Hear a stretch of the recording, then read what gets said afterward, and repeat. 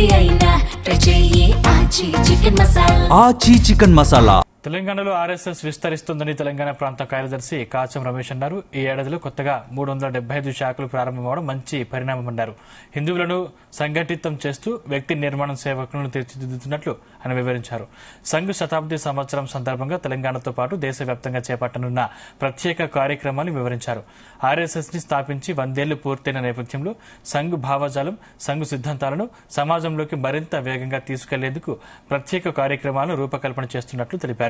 శతాబ్ది సంవత్సరం నేపథ్యంలో సర్సంఘ్ చాలక్ డాక్టర్ మోహన్ భగవత్ పర్యటనలు మొత్తం 22 ప్రాంతాల్లో జరిగినట్లు వివరించారు. జరిగేటువంటి సాప్తాహిక కేంద్రాలు 337, నెలకొకసారి జరిగేటువంటి సంఘ మండలి కేంద్రాలు 69.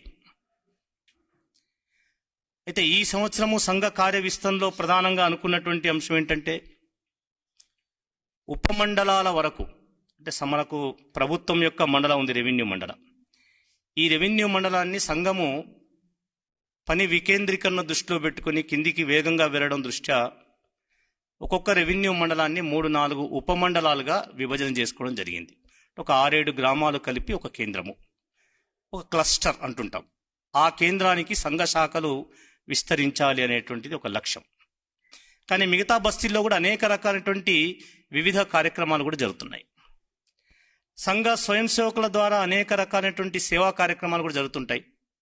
స్వయం సేవకులు శాఖా కేంద్రంగా, శాఖ ఉన్నటువంటి బస్తీలో చుట్టుపక్కల ఉండేటువంటి చోట వెళ్ళి బాల సంస్కార కేంద్రాలు, సంచి గ్రంథాలయాలు, చిన్న చిన్న కావాల్సినటువంటి సహాయాలు, లేకపోతే స్వయం ఉపాధి కింద ఇచ్చేటువంటి వాళ్ళకి ఇచ్చే శిక్షణ లాంటిది, ఇలాంటి అనేక కార్యక్రమాలని బస్తీల్లో సంఘ శాఖలు నిర్వహిస్తుంటాయి.